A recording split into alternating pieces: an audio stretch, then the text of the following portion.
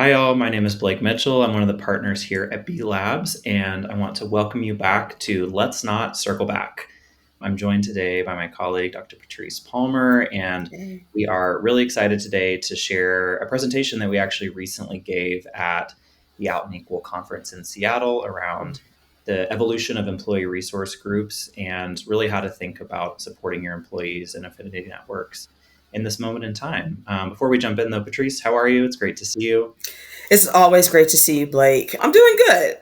Excited. We had a blast at Out and Equal, and I'm so excited to talk about what we did and to hopefully engage our audience in more conversation. So, just excited to be here today. Absolutely.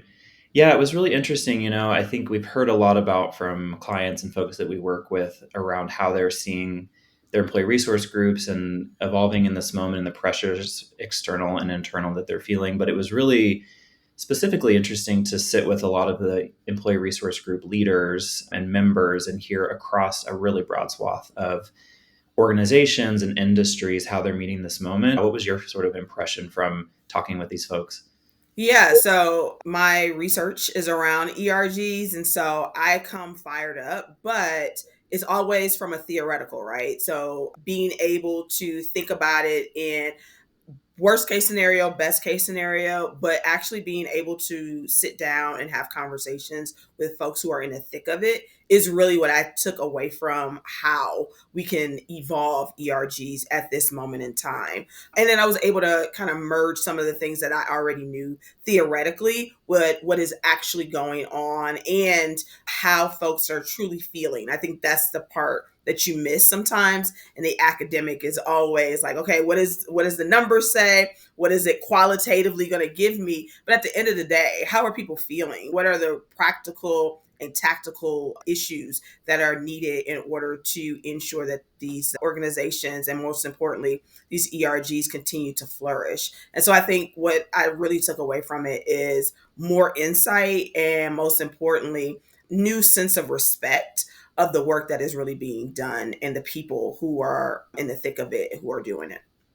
Yeah, it's a really good point. I think it's easy to, for me as well, like talk theoretically around, okay, here is a way to restructure, a way to think about these things. But when you actually feel the pressures and the things that folks are up against, and not even like the real pressures or obstacles, but often perceived, right? Or the lack of clarity that exists that they just don't even know how to act, I think really helped me understand how we can continue to better support folks and also help them just feel seen and heard in this moment. I think many of them are really, we'll talk about this a bit today, but just feeling a bit of a loss of, wow, these organizations have meant a lot to me as a professional in building connections and growing my career. And now maybe they're still here, but they feel often like a shell of what they were before. And there's a feeling of personal loss. And of course, when it's tied to a person's identity in an affinity network sense, it can feel very personal too. And so I think I felt a lot of that sentiment also. So thinking about not just the external pressures that we feel from the federal government, from the culture, but also in the changing landscape of work and how you think about leveraging these groups in a different way that is not only compliant, but also effective and meets your employees' needs. Um, and also thinking of that in a global context. So how do you adapt? For many folks, you may be either based in the US where your companies are headquartered or working with an organization that's headquartered here. And so for those distributed teams, how do you sort of do what's needed to meet the needs of folks in your market, but also stay aligned to that core strategy? And how do you do that in this moment where there are, frankly, a lot more restrictions often on US based groups and companies? So we'll talk a bit about that and some of my learnings from my time at Google.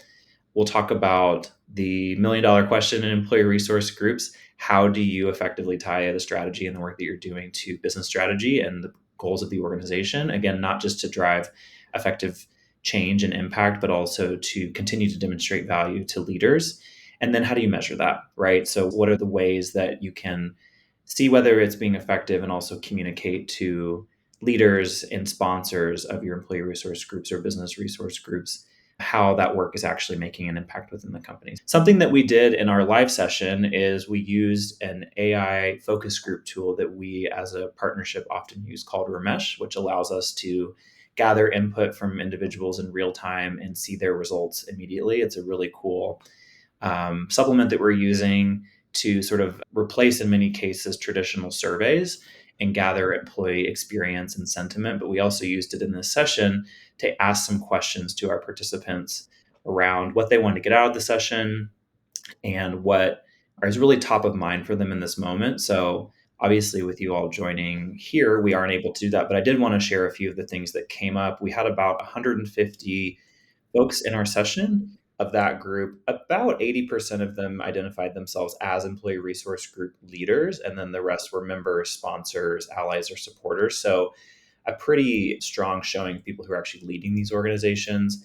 When we asked them what was top of mind for them and what they hoped to get from the session, the number one thing that came up was how to effectively manage and lead employee resource groups through change and challenges that they're facing in this current moment. Strategies to build engagement, growing their network, how to scale and really think about the global context, how to connect with business strategy or team core priorities, which we talked about a moment ago, and also thinking about strategic positioning. So sometimes these groups can be set up in the organization in such a way where they're not able to as effectively contribute or impact. And so, how do you influence or work with your executive sponsor to really position the work in a way that is most effective?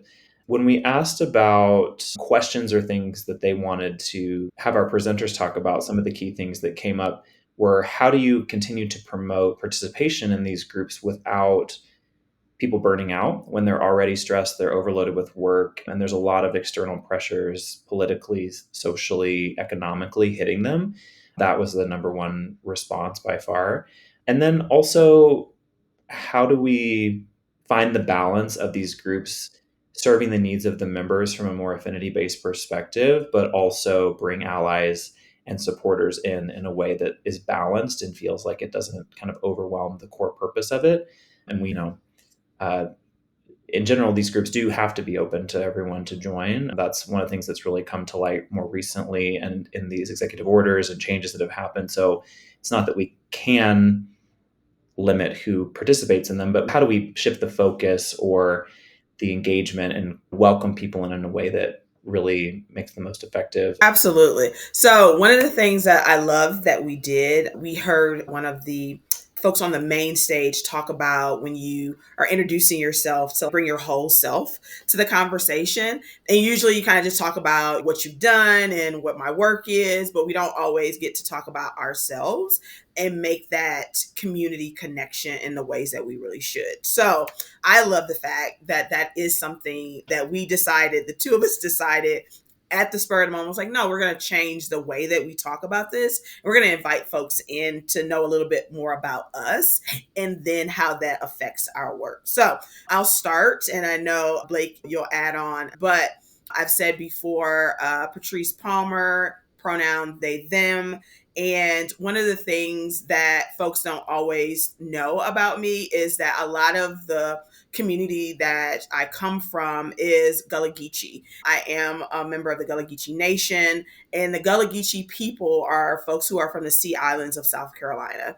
And so we have been here since enslavement, but many people, based on our customs, our accent, sometimes don't even realize that we're Americans because we sound very, as people like to say, you sound like you're from Jamaica, you sound like you're from Trinidad, you sound like you're from Barbados. Of course, we have us very similar, but really what it is a combination of cultures and languages that have created a accent that comes in as very Caribbean, but it actually is homegrown and definitely American in the Gullah Geechee way. And so I am a descendant of Sierra Leone, specifically the Mindi tribe. I'm thankful that I grew up with so much cultural and institutional knowledge of who I am. And I try to bring that to my work. Creating affinity groups is an extension of who I am as a person and what I represent in my culture and my community. As I've said before, my research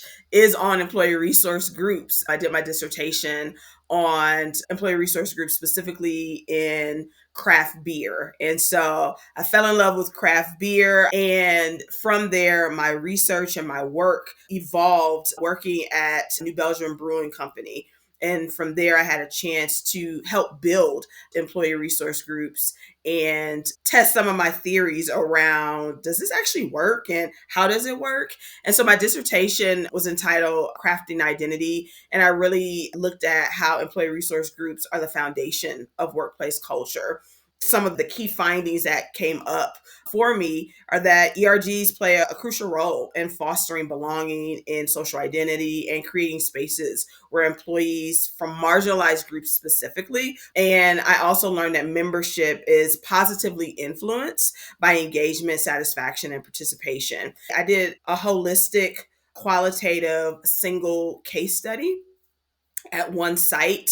And that site specifically was what we call an ESOP, which was an employee stock exchange program. These folks not only were a part of creating how employee resource groups and how the business strategy was aligned, but they were monetarily tied into the organization as well. And so when I went in, I wanted to see what members felt. And then I also wanted to see what leaders felt. And I don't think we always talk to leaders of these groups. And so it was also really great to sit with ERG leaders and talk about what they really do. And so what members really expressed were that ERGs are safe spaces for their identity expression, for professional growth, and to share their experiences within the industry. Leaders, however, said that ERGs really were there to help with dialogue and to manage and advocate for inclusivity. And they really served as a pipeline to leadership development. They knew that these people not only were excited about what they were doing, but they were invested in the work. And that investment translated into their upward mobility within leadership development. And so that's really some of the things that I got out of what we were able to do in that study.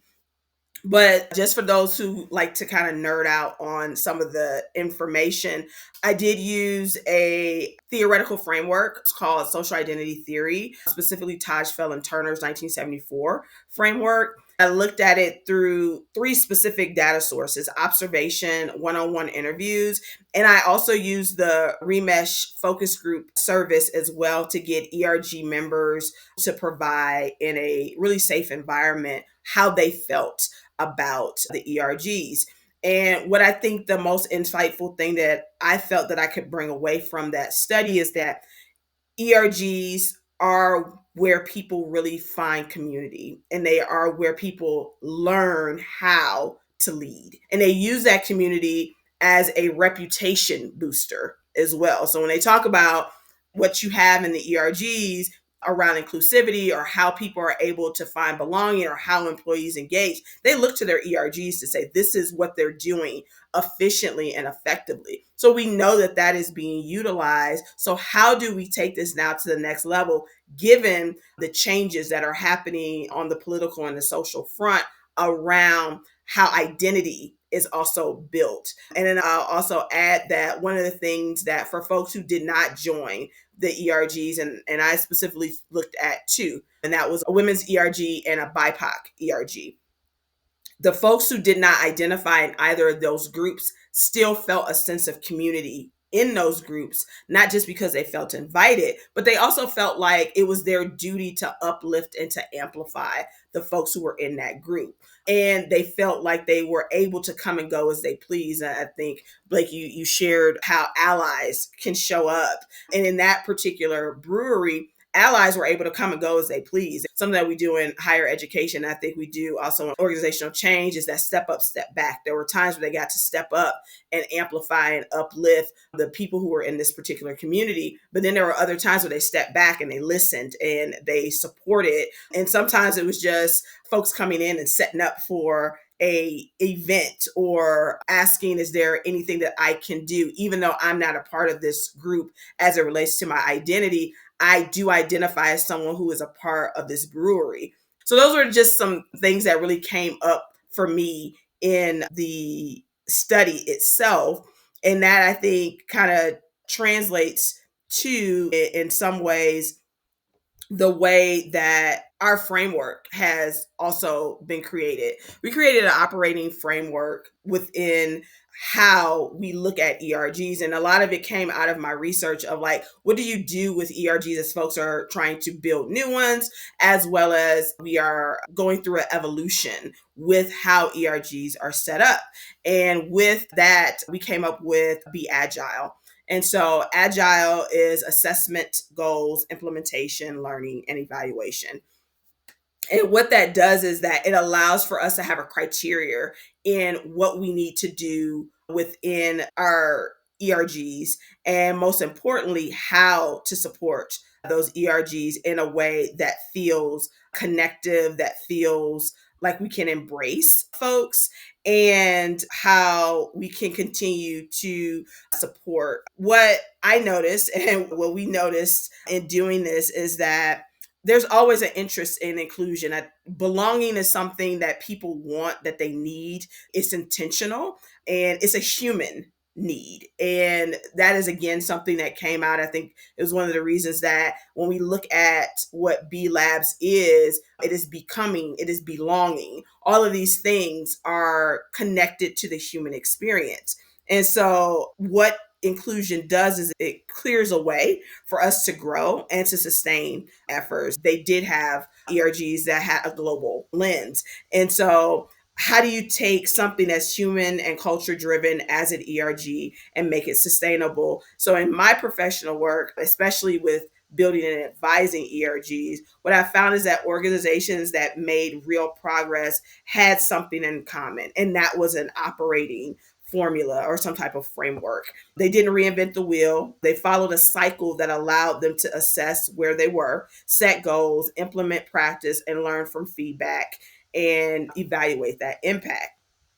When I talk about the agile framework, it's an operating formula built for people. It's about culture change, growth, and sustainability. Instead of managing tasks, it manages progress, specifically human progress. It gives ERG leaders a structure and a rhythm for how to build, adapt, and scale inclusion work in a way that feels natural and not forced. We don't look at agile as a checklist, but again, kind of as this rhythm that you're able to replicate success across teams, locations, and in different identity groups, because the process is structured but flexible enough to fit into your culture. When you look at what agile is, you're looking at this comprehensive review of where your ERG or your DEIB status is right now. So that's including your employee surveys, your practice reviews, and any diversity metrics that you have. When you look through it through the lens of implementation,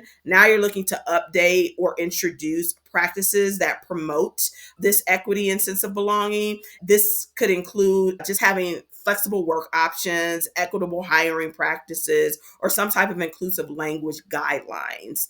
Next, we go into learning, and this is how we provide experiential opportunities for leaders and managers in order to foster inclusive teams and to understand how these talent processes work. Lastly, you have to evaluate. I think that's one of the things I learned in grad school. If you cannot measure it and you cannot evaluate it, it does not exist. So being able to continuously track your progress so that you can look at the goals that you've set for yourself. Are you meeting those goals? Are your surveys changing? Is your representation looking the way that you want it to?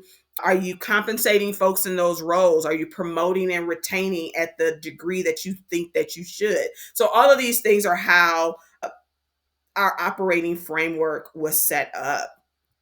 Next, when you go into this evolution of ERGs and you guide them, you take this criteria, you take each of your ERGs and you go through how are you assessing that. So if you started out as an identity based ERG, how are you now turning that possibly into a topic based hub, which is going to be kind of like a bridge? How are you then taking that and turning that into a purpose based circle? So these are certain incubators and stretch assignments to create more of a hub for your ERGs to be expansive, especially if you have a government contract and that has to change really fast. You want to look at that implementation and you want to look at it through tiers. So we take organizations through this as a company to let them see, how do you assess properly? What are your goals for this? People are not learning what you really need them to learn. And most importantly, you can't evaluate because you don't have anything to evaluate.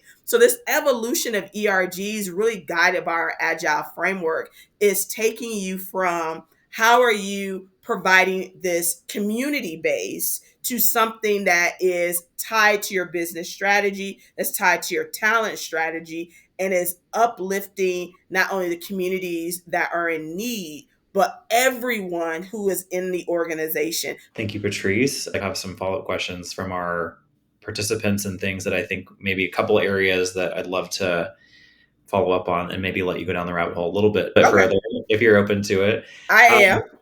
I think one is on this last piece that you mentioned, which I think is really crucial, which is that balance between how do organizations keep the function of these employee or business resource groups in many cases where they started, right, to serve a particular employee population, while also knowing that that's a really sensitive topic in this moment. Yeah. So I think one of the ways that you need to assess, if you were using the agile framework, the first thing you would need to do is assess, who is this for? How are you supporting them? Who are the folks who are here? How are they in need of support? Because again, I think that also gets left behind, how to truly support different types of people. And then as you are assessing this, being able to say, who is missing from here? Who are the folks who are not at the table and who are not finding community? And you would actually find that there are a lot of different folks who have a myriad of identities who don't see themselves in any one group. And then there are other folks, and one of the things that I found working with ERGs is that sometimes people are having to choose what identity can show up in the group, right? So you have a women's group, you have a BIPOC group. Which one do you find when you are a woman who is also BIPOC? What happens if you have an LGBTQ space? How do you find one that does all of these things? And so what we're finding is in that evolution, this actually brings more people together because now people don't have to pick and choose pieces of themselves and then say, well, only this part of myself can show up at work because this is the only part that can be celebrated.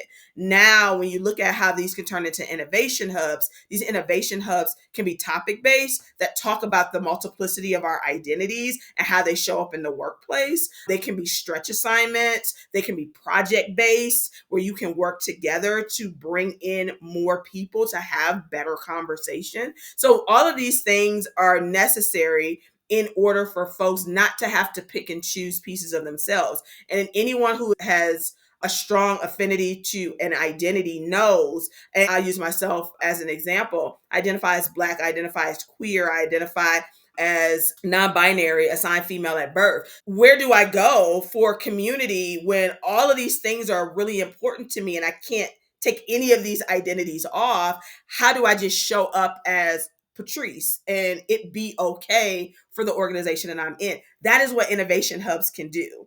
It allows us to bring people together as wholeness, through a wholeness. And when we use operating formulas like agile, we can then test through to see, are we actually providing for these people the things that they say that they need? So I hope I answered your question in providing this oneness that I think innovation labs really do, and allows for people to show up as their whole self and not have to pick the identity that they think is going to be most represented or most supported, when truly all of you should be able to come to work and all of you should be able to find support in that work. Absolutely. That's a really interesting point that I hadn't considered maybe in that way, which is, if I'm kind of hearing you right, that blending a lot more folks together into organizations or innovation hubs that have a shared purpose, there's a natural intersectionality that Mm, comes with that, right? Of people being mm. able to like bring their various identities together in that way, which is interesting. And of course, there are still moments where having a space that meets one of those identities that they want to be in and connect with there may still be a want for that, but in terms of how folks can show up and sort of bring the myriad of experiences and backgrounds they have, that actually the evolution of this could really play to that in a way that, at least in my experience, like we struggled with that 10 years ago when I started doing ERG work at Google. How do you get the groups to work better together? And I Mhm. think maybe this evolution plays to that in a way maybe we didn't expect. So Mhm. I really like that. I also love the way you kicked off your portion. You mentioned when the presenter sort of shared a bit more about their background. So, again, Blake Mitchell, they and he pronouns. I grew up in the South, a conservative, kind of small town. And after college, was ready to get out and move as far away as I could and still be in the US. I guess I could have gone to Alaska or Hawaii, but the next best option was California. And where I landed, spent a couple years in LA before moving to San Francisco, where I worked at Google for about 9 years, did a lot of different work across recruiting, employee learning and development programs, and then spent my last couple of years doing diversity and inclusion work at YouTube and Google Cloud. I identify as genderqueer, assigned male at birth, white, gay. Queer tends to sort of be the term that has always worked more for me. I feel like kind of the umbrella of all the different facets of my identity. I also am a drag performer outside of my consulting work. I work with an LGBT summer camp. I have a passion for supporting queer youth, especially here in the Southeast, and the employee resource groups at Google, where I got to lead the Pride ERG at Google in San Francisco. And to Patrice's point, this experience was huge for me in my career. It was a moment where I had not been a people manager, but I had the opportunity to oversee a group of other volunteers and employee resource group members, about 30 people, and helping really execute our year round programming and putting together our presence in the San Francisco Pride Parade, but also Google's public presence. Around the same time, I was starting to, let's say, dabble in drag, perform sort of, but was sort of finding my drag persona, Mary Lou Pearl, and exploring my genderqueer identity in a more real way that I hadn't. I'd been out of the closet as gay for over 10 years, but had not really interrogated my gender in any real way until I moved to San Francisco. But while my dad had been pretty okay when I came out as gay, he was very, very confused and upset by the gender piece, right? So when he learned that I'd been dressing up in drag and posting that online and performing, he was very troubled. And part of the crux of that disagreement between us, one was misunderstanding, and other was, look, you have this job at Google, you've been so successful, why would you risk all of that for this? Why would you risk being able to continue to progress in this career with, he called it, I think, foolishness at the time is how he referred to it. And so we argued a lot about it, and I essentially just said, look, you're wrong, I don't agree, I'm going to do it, and you can choose to get on board or not. And around that time, as we were planning a lot of what we were doing at Google for Pride, my executive sponsor knew I'd started to do drag and was like, would it be fun for you, or would you be interested to get into drag and be on the float for the actual like Pride and be a part of that and like showcase that part of yourself as part of the Pride Parade? And my partner at the time was also doing drag, and we were dressed up on our way to the Pride Parade that day.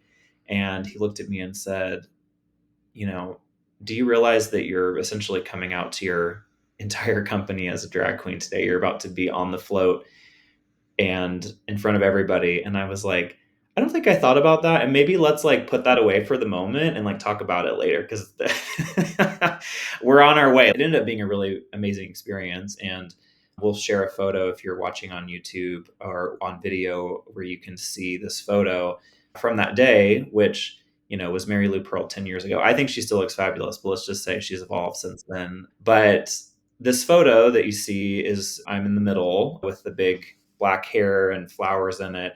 And then just to my right is Ruth Porat, who was the CFO at Google at that time. Next to her in the red hair is Eileen Naughton, who was the chief people officer or the head of HR for all of Google.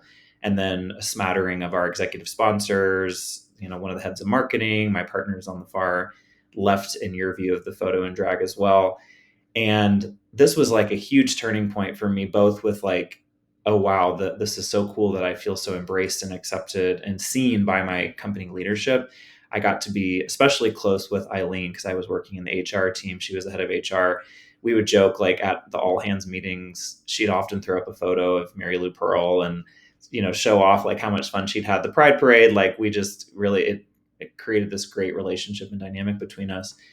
So the next time my dad and I had a conversation and he was going at me about, why are you doing this and giving his feedback, I was like, look, Dad, you're wrong. Like, you frame this as some professional liability for me, and it's actually a superpower.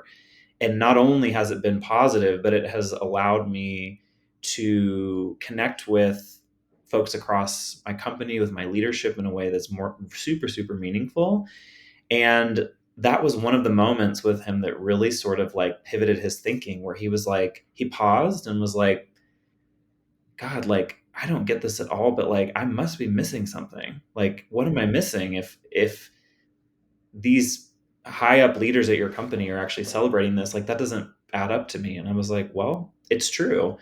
And so I share that story, one, to share, as we were saying, a bit about the how this work can feel really personal and meaningful, and that it is about professional development, right? I feel like I grew immensely as a professional in doing this work, but also personally, it was a huge validation for me, and also supported moving a lot of conversations with my dad and my family in a really productive way by being able to show how this employee resource group, these leaders, and that work was really supporting me for my full authentic self, even when my family couldn't yet. And so, as we're thinking about all of this, one thing I took away from the Out and Equal conference was that it's so important in this moment to really be focused on strategy and tactics, right? And how do we move forward? And I love Dr. Palmer's portion of this because it really gets us to tactically, what does this look like? Like, what are the steps that we take? And I think it's really important that we do that. I also, being often the more woo-woo emotional partner in our B Labs team, want to also just have us pause for a moment and say that while it's important to do that, it's also really hard to think about what these groups looked like in many cases and what they might look like in this moment and how that might have changed. And that there can be, and there is for me often, a sense of grief of like how it looked and the things we were able to do and how bold and sort of push the envelope we were, right? And there are beautiful and effective and great ways that we can pivot and take this moment and harness it, and I think really move forward and continue to support our employees and do the work, while also saying like, these groups may not meet some of my personal needs or wants in the way that they used to, because there are restrictions now that we feel, or there's pressures that we feel, or leaders don't feel as open to support them in maybe the way that they did. And that's going to vary greatly across different companies, but I know many of them have changed. And so my challenge for many of you who may be feeling that is also to think about like, where are the other places that you seek out that support and community and connection? No one person or organization or group can offer that to you, right? It never was meant to. And in a moment where sometimes our companies and our jobs aren't able to support us in the way that they used to, I think it's also really good to think about how do we lean into other elements of community and connection and find support and solace there. And then think about how to take that strength back into our companies, into our work, and show it for other employees who may not have the same thing that we have. Right? So, how do we do that for other folks? And think about how to still create that support system, even when it may look a little different than it used to. Pivoting a little bit to, still talking about Google a bit, but I wanted to share an example and just some ways like that we worked there in the employee resource group that I really think played to this piece around how do you build and execute a global strategy. As Patrice mentioned, at like many companies, the sort of core strategy and driving factor behind the employee resource groups and what they were doing came from headquarters in California. But we had employee resource groups across the globe in every region, every country. And it can be really easy to fall into this trap where you build something in the US and then you just ship it out and say, okay, this is for you all to do, and just kind of replicate it in the region. Or maybe one step better is to do that, but then allow space for customization so that the regions can kind of make it their own. I remember one of the years we were doing all this work in Singapore, there had been one space, the pink dot, where they could actually have a pride protest, is what they were allowed to protest in this one free speech area in the whole country. And that's where pride could happen. But then one year they changed the regulations where they couldn't even be there, right? So pride couldn't happen at all. And so then everything that we put together, they couldn't actually use and do it in that way. And so thinking about, when you back up, how do you, from the very genesis, gather input and perspective from all these different groups? As time intensive as that is, hear those groups, understand what their needs, wants, restrictions are, and build something that can work for them. So if you think about how effective implementation and execution can actually happen down the road, your partners in those other regions are going to be a lot more willing and likely to want to work with you and implement when they feel and see that their input and perspectives have been incorporated from the start, and not just an afterthought of like, okay, well, headquarters created this thing that now we have to figure out how it works for us, and it doesn't actually work. I mean, that's good advice for any sort of change management or project management implementation in general, is don't let your partners feel like they're an afterthought. A project that we did that on was called Pride for Everyone at Google. The Google Street View and Google Maps team went out and used their Street View cameras to capture prides across the globe, and then use their augmented reality glasses where you could put your phone into them and watch in augmented virtual reality, see what it would look like to be at Pride in Rio de Janeiro or in Brussels or in Singapore, and allow that experience for folks to have a cultural immersion in places they couldn't visit, but also for people in places where they don't have access to Pride to get to experience what it would look like to be a part of that. And what I thought was really cool is when we were putting together a lot of the marketing collateral and the t-shirts and the copy for things, the marketing team actually went through the employee resource group and had members in all of the different chapters review and give feedback. And we had them kind of comment on and tell us like whether it resonated and sort of the cultural applicability of a lot of these different campaigns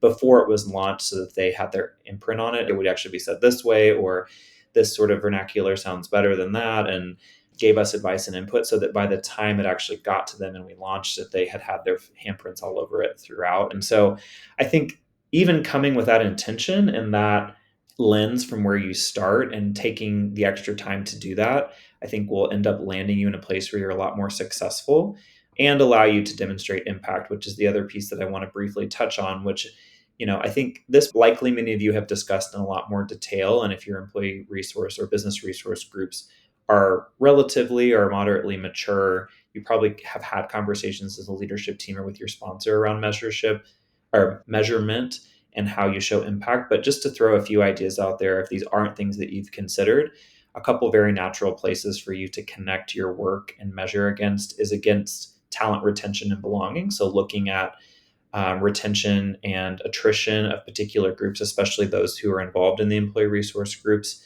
and how that might shift for people who are involved in the ERGs and those that aren't.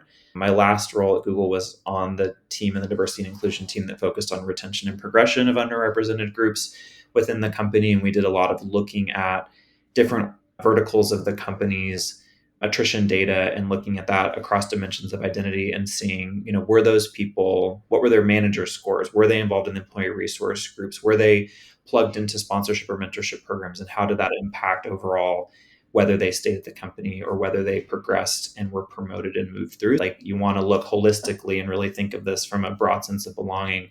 How are those, in many cases, some of the majority groups may not be doing as well in some areas as other people are. And so it's looking at that entire picture, but particularly looking at where there are sort of adverse impacts and people who are experiencing the organization different, and thinking about how you structure the work and the mission of your business and employee resource groups to meet those people's needs. It was very successful in showing the value of that, really speaks loudly to leadership. And then also looking at your hiring and outreach and how these groups can be a part of connecting you to channels for finding great talent and folks from a myriad of different backgrounds, and helping bring them into the organization. I think one piece that's probably particularly important in this moment is to think about using this data and insight and gathering input from your groups. What, you may have programs and things that you've done that maybe don't look quite the same, but I would challenge you to look a step underneath that and ask yourself, what was the need and what was the reason that those things were done? So if you've always done, sending a particular group of LGBTQ folks to a conference and the budget isn't there anymore, you're not able to support it, and you're like, well, how do I do that? Well, what was underneath that? It was maybe professional development, maybe it was folks getting to build community and connect with resources. So what are other ways that you might do that, or other programs that are allowed that still meets that need? And so that's where sort of that data can really be helpful in helping you kind of evolve the way that you're supporting your employees. And the last piece that I'll mention is in the cases where the affinity groups are not able to support employees in the same way that they had, really thinking about the role of your managers and what their role is in doing that. I mean, we know, anyone who knows much about organizational development and retention knows that a manager and the way they show up for employees is one of the key factors in whether folks stay and progress within a company. And so really helping equip your managers with the language and the know-how to show up and support employees in very many different facets of their identity, even if sometimes it's not, that same support isn't coming in the same way that it was from the employee resource groups. As Patrice mentioned, this is work that we have not only done in a corporate setting, in a research context, but also do as consultants in companies. So as you're thinking about how to evolve and pivot your groups, we are here to be thought partners and work with you. Patrice, one question that came up, actually the number one validated question from the Ramesh session, was how, all these frameworks and ideas and suggestions that we've offered today hopefully are helpful, but how do you balance that and encourage folks to do that when they're burnt out? Yeah. One of the first things is we have to remember our humanity in this. Something that really resonates with me that you brought to everyone's attention is the grief that comes with this. I really think we need to acknowledge that. And I think we are so connected to, okay, this happened. All right, now let's make our changes. Let's shift into that gear. Let's pivot into the ways that we need to. And we never take the time to just stop and check in with folks to say, how are folks feeling? Are you ready to take it? Because there may be some folks who need to say, you know what, I can't continue doing this in the same ways that I was doing it before. It's taking a toll on my mental health. It's taking a toll on my well-being.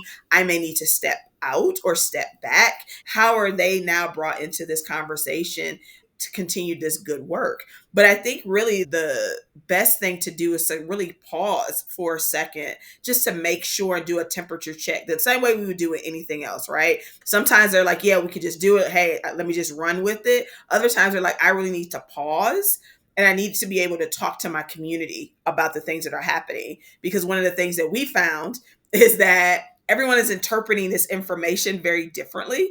And so they're going back to their individual groups saying, hey, you can do this, you can't do this. And so being able to have a clear message before you go back to these groups is going to be imperative. But I really truly believe that you should pause, assess what needs to be done, figure out who can continue to do the work and who may need to step back, and really take it as any other project that we have. I think, again, we're so used to, well, something happened, we got to fix it. And we don't take enough time just to check in with our folks and make sure that they have the capacity to do it. Because that's truly where burnout happens, right? Burnout happens when people don't have time to breathe. They don't have time to assess. They don't have time to cry if that's necessary. They don't have time to do that. So we need to be able to give them a little bit of time to do that, create that space for them to be able to do, and then move forward with the tactical and practical things. So that would be my response to that, would be to just take a second, breathe, reassess, and then get back in the game. Absolutely. I really resonate too with what you mentioned around admitting where it's hard to. I think that, as anyone who knows me at all knows, I'm a huge Brene Brown fan, and I'm huge on the importance of vulnerability in our lives, but especially in leadership, and how that is actually such a sign of strength. And even for employee resource group leaders to come forward and just say, this is a really hard moment. I don't have all the answers right now, but I'm here to listen. And I see you and the frustrations that you have, because I heard from many folks at the conference that they're being told to push forward policy and change that they don't actually have all the answers to, and they didn't make the decision for, but they have to stand in front of their employee resource groups and tell them they have to change stuff when they don't believe in it and support it either. And so that's a really delicate balance, right? Because you don't want to counter or undermine your leadership, but also just to say, this is hard for me too, right? And I communicating what has to be done, but also sit with you in the uncertainty and frustration of that. And that can be really hard and feel like weakness, when I actually think it's a huge sign and demonstration of strength, and builds rapport for you with that team and group in that moment, when otherwise they may just be sort of lump you in with the folks who are, kind of stripping things away. So that's one thing I would add. Patrice, is there anything else we didn't talk about today, questions that came up for you or insights that you'd want to cover before we wrap up this conversation?